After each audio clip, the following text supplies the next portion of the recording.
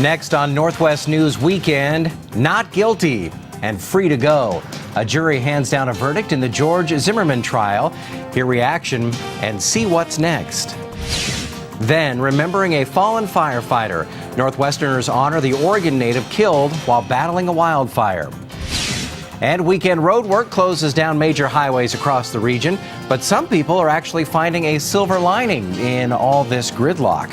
Thanks for joining us on this Saturday. I'm Stephen Kilbreath, and your news starts now.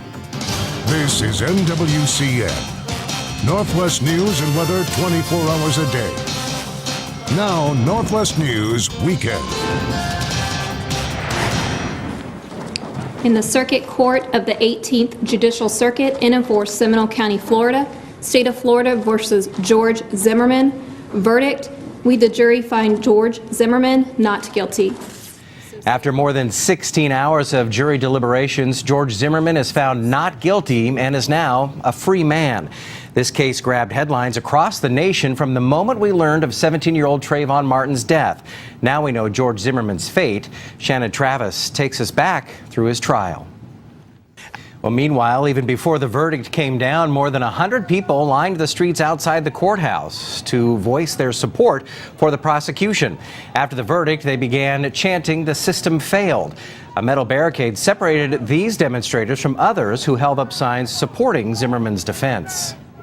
In post-verdict remarks, George Zimmerman's lawyers called the loss of Trayvon Martin's life a tragedy that should not be ignored. And earlier this week, his attorney told CNN he didn't think Zimmerman would ever be able to return to a normal life. I think he has to live mostly in hiding. He's got to be able to protect himself from that periphery that still believe that he's some racist murderer or acted in a bad way. O'Mara also said the issue of race is something worth continuing to discuss, just not in the context of George Zimmerman. Shortly after the outcome came down, the verdict started trending worldwide on Twitter. One of the most popular hashtags, which allow tweets to be sorted and grouped, was #IfIEverSeeZimmerman, showing the anger that surrounded this case. Lots of passionate responses on the NWCN Facebook page as well. Amy wrote, "He needs to be locked away for life." Meanwhile, Lisa wrote, "The jury did not have enough evidence to convict, and a conviction was not justified, nor would it bring back that boy." Be sure to stay with NWCN as we continue to watch the fallout from this ruling. We'll bring you any updates on the air and online at NWCN.com. Back here in the Northwest, where traffic troubles will hit drivers hard this weekend, two busy areas in the Seattle area closed down, along with a 5-mile stretch of I-84 in Oregon.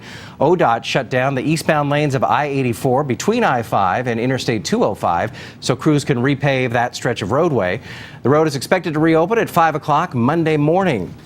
Meanwhile, in western Washington, drivers can expect slow traffic near Seattle, mainly on the east side in Bellevue.